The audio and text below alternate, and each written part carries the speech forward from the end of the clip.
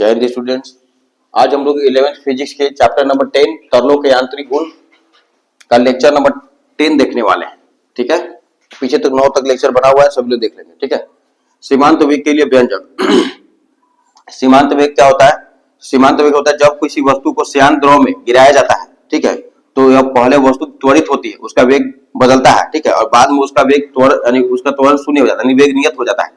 ठीक है, और यह नियत वेग प्राप्त कर लेती है, यह वेग सीमांत वेग कहलाता है। जो नियत वेग प्राप्त करेगी वह वेग क्या कहलाएगा? सीमांत वेग कहलाता है। ठीक है, माना आर त्रिज्या की एक गोलाकार गेंद है। ठीक है, गोलाकार गेंद है आर त्रिज्या की, और सिग्मा घनत्व वाले किसी शांत द्रव में गिर रही है। तो इसका आयतन क्या हो जाएगा? आर त्रिज्या के गोलाकार गेंद है तो गोले का त्रिज्या 4/3 पाई आर क्यूब होता है। इसका घनत्व हम लोग रो लिए हुए हैं। ठीक है, इस द्रव का शांत गुणांक ईटा है, जिस द्रव में गिर रही है वो उस द्रव का शांत गुणांक क्या है? ईटा है, और उसका घनत्व सिग्मा है द्रव का। ठीक है, माना वस्तु के पदार्थ का घनत्व रो है, वस्तु पर कार्यरत विभिन्न बल। तो वस्तु जब गिर रही है नीचे की ओर तो उसमें कौन कौन सा बल कार्य करेगा? तो नीचे की ओर कार्यरत वस्तु का भार W रहेगा, नीचे की कार्यरत भार है। ठीक है, और दूसरा नंबर ऊपर की ओर कार्यरत उत्प्लावक बल। ठीक है, उत्प्लावक बल है, ऊपर की ओर कार्यरत उत्प्लावक बल T लगेगा। ठीक है, ऊपर की ओर कार्यरत श्यान बल भी लगेगा, F उसको निरूपित किया हुआ है। ठीक है, तो नीचे की ओर परिणामी बल क्या हो जाए? क्योंकि वस्तु नीचे की ओर आ रहा है तो W ज्यादा होगा इन दोनों की अपेक्षा, यानी कि दोनों ऊपर की ओर लग रहा है, ये ज्यादा मात्रा में लग रहा है नीचे की ओर, तो इसी में से दोनों को हटाएंगे हम लोग। ठीक है, तो परिणामी बल क्या हो जाएगा? W minus T minus F, W minus T minus F हो जाएगा। ठीक है, इसके भार में से हम लोग उत्प्लावक बल और ये उत्प्लावक बल और ये श्यान बल को हम लोग हटाएंगे। ठीक है,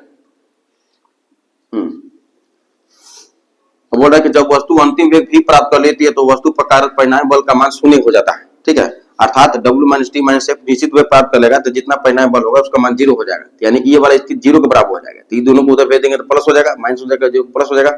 ठीक है, तो W equal to T plus F, यानी कि अकेले जो है जब वस्तु नियत वेग प्राप्त कर लेगी तो दोनों जो है इसके बराबर हो जाएगा, दोनों का योग जो है इसके बराबर हो जाएगा। ठीक है, स्टोक्स के नियमानुसार एक बराबर श्यान बल के लिए फॉर्मूला पीछे बता चुके हैं, 6 pi into eta into r into we.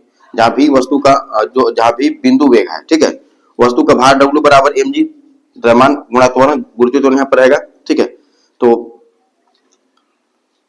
द्रव्यमान बराबर आयतन गुणा घनत्व होता है, तो m को लिखेंगे वस्तु का हम बात कर रहे हैं ना, वस्तु का भार निकाला है तो वस्तु का आयतन गुणा वस्तु का ही घनत्व रहेगा। तो इसका घनत्व हम लोग का चलिए रो, और इसका आयतन क्या है? 4/3 पाई आर क्यूब, वो रखे हैं, इसको g रखेंगे। ठीक है, 10 समीकरण 3। ठीक है, उत्प्लावक बल T बराबर निकालेंगे तो विस्थापित द्रव का भार होगा, तो भार बराबर क्या होता है? द्रव्यमान गुणा त्वरण। ठीक है, गुरुत्वीय त्वरण होगा, द्रव्यमान वस्तु का द्रव्यमान और गुरुत्वीय त्वरण होगा। तो द्रव्यमान कैसे निकलेगा? तो आयतन गुणा घनत्व, किसका आयतन? द्रव का आयतन, और गुणा द्रव का घनत्व। द्रव का आयतन क्या चीज? कितना पानी निकलेगा? तो गोला जितना है, ठीक है, वो अपने आयतन के बराबर ही पानी विस्थापित करेगा। ठीक है, विस्थापित द्रव का भार, तो विस्थापित द्रव का आयतन क्या होगा? तो 4/3 पाई आर क्यूब, गोला का आयतन 4/3 पाई आर क्यूब है, तो पानी में डालेंगे तो उतना ही आयतन पानी निकालेगा बाहर ना, उतना ही पानी विस्थापित करेगा वो। ठीक है, और उसका घनत्व द्रव का घनत्व रो है। ठीक है, सिग्मा है, इंटू जी है गुरुत्वीय त्वरण। अभी हम इसको T बराबर इसको सोल्व करके जिसका एक जगह लिख देंगे। आई समीकरण 2 में, जो समीकरण 2 था है ना, समीकरण 2 समीकरण 2 नहीं, समीकरण 1 में, देखिए समीकरण 1 लाए हुए थे हम लोग, इसमें हम लोग क्या करेंगे? तो 2 का 3 का 4 का मान रखेंगे। ठीक है, यानी कि W का T का वेव का मान रखेंगे। W हम लोग जस्ट निकालते 4/3 pi r cube into rho into g. ठीक है, देख सकते हैं अपन, और T का मान हम निकाले हैं 4/3 pi r cube into sigma into g, और F स्टोक का नियम सब लोग लिख चुके हैं। ठीक है, श्यान बल का मान। ठीक है, अब इसको प्लस इधर आके बराबर इधर आके प्लस क्या हो जाएगा? माइनस हो जाएगा। 4/3 पाई आर क्यूब कॉमन मिला था, ले लिया, और जी मिला था कॉमन भी ले लिया। ठीक है, तो बाकी बच गया रो बच गया और सिग्मा बच गया माइनस में। ठीक है, 6 pi into eta into r cube r भी, तो 2 3 6 कट जाएगा, 2 2 4 कट जाएगा, पाई से पाई कैंसिल आउट हो जाएगा। ठीक है, तब 2 आर क्यूब इंटू जी बच गया, और 3 और सिग्मा ईटा और आर भागा में आ जाएगा। ठीक है, उधर भी छोड़ देंगे क्योंकि हमको सीमांत वेग का मान निकालना है, तो फिर सीमांत वेग है, इसी का मान हमको निकालना है। ठीक है, अच्छा, तो इसको नहीं छोड़ देंगे, बाकी दे दो। अब 2 3 कितना हो जाएगा? 9। अब आर का पावर 1 है, आर का पावर 3 है, तो पता होगा अगर ए का पावर m बटा में अगर ए का पावर n हो गया तो पावर क्या होता है? घटता है, तो वही काम यहाँ पे किए हैं। तो 3 में से ले घटा दिए, अब इंटू जी जस कहता रो माइनस सिग्मा। ठीक है, तो 2 आर का पावर 3 में से घटाएंगे 2 हो जाएगा, 2 r square into g into upon 9 upon eta, तो रो माइनस सिग्मा हो जाएगा इक्वल टू भी है ना, बी का मान लिख देंगे, B equal to 2/9 r square into g into rho minus sigma upon eta. ये आपका सीमांत वेग हो गया। क्या हो गया? सीमांत वेग का व्यंजक हो गया। ठीक है,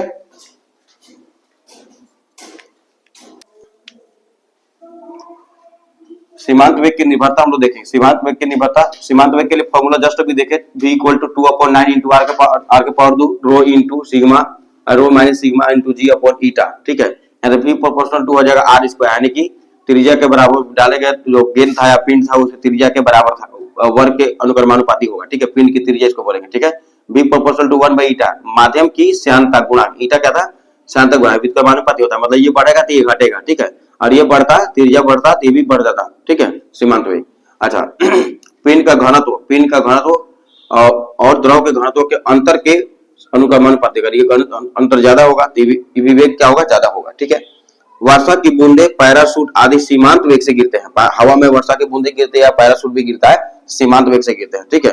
तो वायु में गिरते हुए गोलीय पिंड के वेग का समय के साथ परिवर्तन, ये वेग है और समय है, ठीक है। हम ग्राफ खींचेंगे तो इस प्रकार का ग्राफ आएगा, ठीक है। मतलब एक प्रकार से बढ़ता जाएगा एक नियत स्थान के बाद एक मतलब नियत समय पर, नियत VT समय है, VT समय पर ये नियत हो जाएगा, ठीक है, सरल रेखा हो जाएगा, ठीक है। अब देखेंगे आदर्श तरल किसको बोलते हैं। आदर्श तरल होता क्या है, तो वैसा तरल जिसका संपीड्यता जो है शून्य होगा और जिसका श्यानता भी क्या होगा, शून्य होगा, दोनों को दोनों शून्य होगा, ठीक है। मतलब कि असंपीड्य होगा, उसको दबाने पर वह उसका आयतन परिवर्तित ना हो, ठीक है। और श्यानता कहने का मतलब उसमें जो तरल के विभिन्न परतों के बीच जो घर्षण बल होगा वह नहीं होना चाहिए, शून्य होना चाहिए। ऐसा कोई पिंड, ऐसा कोई द्रव नहीं है जिसमें श्यानता ना हो, ठीक है। लेकिन ऐसा यहाँ पर आदर्श तरल उसी को बोला गया है जिसमें असंपीड्य हो और अश्यान हो, ठीक है। असंपीड्य एक और डेफिनेशन दी है, असंपीड्य तथा अश्यान तरल को हम क्या कहेंगे, आदर्श तरल कहेंगे, ठीक है। क्वेश्चन पूछा जा सकता है निम्नलिखित में से कौन सा आदर्श तरल का गुण है, ठीक है, या नहीं है, कुछ भी दिया जा सकता है, ठीक है। तो आप क्या रखना, शून्य संपीड्यता होना चाहिए, शून्य श्यानता होना चाहिए, ठीक है। अब देखेंगे सांतत्य समीकरण पीछे देखे थे हम लोग, उसी चीज को थोड़ा सा और यहाँ पर एक नाम दे दिया गया, अविरक्ता का सिद्धांत दिया गया, ठीक है। तो क्या हम लोग कोई मान लीजिए कोई पाइप है, ठीक है, इसका असमरूप पाइप है, यहाँ पर मान लीजिए इसका अनुपात काट के क्षेत्रफल कुछ और है, यहाँ पर अनुपात काट के क्षेत्रफल कुछ और है, ठीक है। तो यहाँ पर अलग अलग है, तो अगर वेग यहाँ पर कुछ वेग से जाएगा द्रव, यहाँ पर कुछ वेग से जाएगा द्रव, अगर वह द्रव अगर आदर्श तरल है, ठीक है, तो यहाँ पर इसके अनुप्रस्थ करके क्षेत्रफल और वेग के गुणनफल, अनुप्रस्थ करके क्षेत्रफल और वेग के गुणनफल यहाँ पर दोनों का होगा, बराबर होगा। यही अविरक्ता का सिद्धांत है। किसी असमान नली में, असमान नली मतलब एकदम मोटा रहेगा ना पतला रहेगा, ठीक है, इसी असमान कहा गया। असमान नली प्रवाहित असंपीड्य तथा अश्यान द्रव अर्थात आदर्श तरल की बात हो रहा है ना, द्रव के धारारेखीय प्रवाह, धारारेखीय लिखा हुआ है, धारारेखीय प्रवाह में नली के प्रत्येक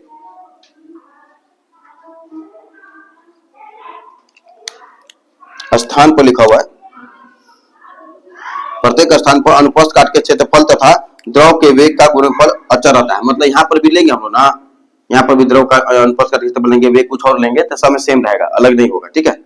चाहे यहाँ ले कहीं भी लेंगे, ठीक है। यह समीकरण तरल के प्रवाह में, ठीक है, द्रव संरक्षण का द्रव्यमान संरक्षण का, द्रव नहीं है ये, द्रव्यमान संरक्षण लिखा हुआ है, ये द्रव्यमान संरक्षण, तरल के प्रवाह में द्रव्यमान संरक्षण के नियम प्रतिपादित करता है, ठीक है। अब देखेंगे पाइजूली का समीकरण, जो कि इंपोर्टेंट है, ये भी पूछा जाता है फॉर्मूला, निम्नलिखित में से कौन सा पाइजूली का समीकरण नहीं है या है, दिया जाएगा, ठीक है। तो पाइजूली का समीकरण क्या होगा, पाइजूली का समीकरण करा, पाइजूली ने केशिका नली से, मालिक केशिका नली है से प्रवाह का धारा रेखीय प्रवाह का अध्ययन किया, धारा का प्रवाह अगर हो रहा है सीधा रेखा में तो उसका अध्ययन किया, क्या बताया, तो बताया कि यदि एल लंबाई एल है एवं आर त्रिज्या इसका एल है, आर है, केशिका नली में दोनों नली के दोनों सिरों पर दाबांतर पी रखा जाए, दोनों पर दाबांतर सेम है, ठीक है, पी रहेगा, तो प्रति सेकंड निकलने वाला दाब अगर सेम है, तो यहाँ पर दाब सेम नहीं था ना, कम बेसी दाब रहेगा ना, क्योंकि अनुपात क्षेत्रफल अलग अलग है, तो इसमें अलग अलग हो जाएगा, ठीक है।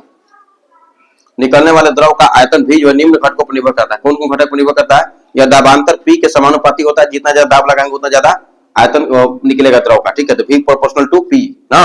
अच्छा, यह केशिका नली की त्रिज्या R के चतुर्थाघात के समानुपाती होता है, चतुर्थाघात मतलब पावर 4 ना, त्रिज्या R के पावर 4 के चतुर्थाघात के, यानी कि करे का मतलब हुआ अनुक्रमानुपाती होगा, ठीक। यह द्रव के श्यानता गुणांक यानी ईटा के व्युत्क्रमानुपाती होता है, श्यानता गुणांक द्रव का जितना होगा उसके व्युत्क्रमानुपाती होगा, तो V proportional to 1 by eta. यह केशिका नली की लंबाई के व्युत्क्रमानुपाती होगा, अगर ये बढ़ेगा तो ये जो है दबांतर का घटेगा, दबांतर नहीं, आयतन, द्रव से निकलने वाला द्रव का जो आयतन होगा, इस पाइप से निकलने वाला द्रव का आयतन होगा वह भी होगा, यानी कम होगा, ठीक है, कहने का मतलब। तो यहाँ से तीनों चार समीकरण के एक साथ लिखेंगे, तो V प्रोपोर्शनल टू, ये दोनों देखिए ऊपर में है तो इसको ऊपर में लिखेंगे, और जो बाटा में है तो बाटा वाला को नीचे लिख देंगे, ठीक है। यहाँ प्रोपोर्शनल टू का साइन हटेगा, एक नियतांक आएगा, अनुक्रमानुपाती के साइन का नियतांक आएगा, जिसको हम लोग के का मान पाई बटा 8 होता है, समानुपाती नियतांक है। के का मान पाई बटा 8 रख देंगे, रो इंटू आर का power 4 upon sigma into L. ये आपका हो गया किसका, पाइजूली का समीकरण हो गया, ठीक है।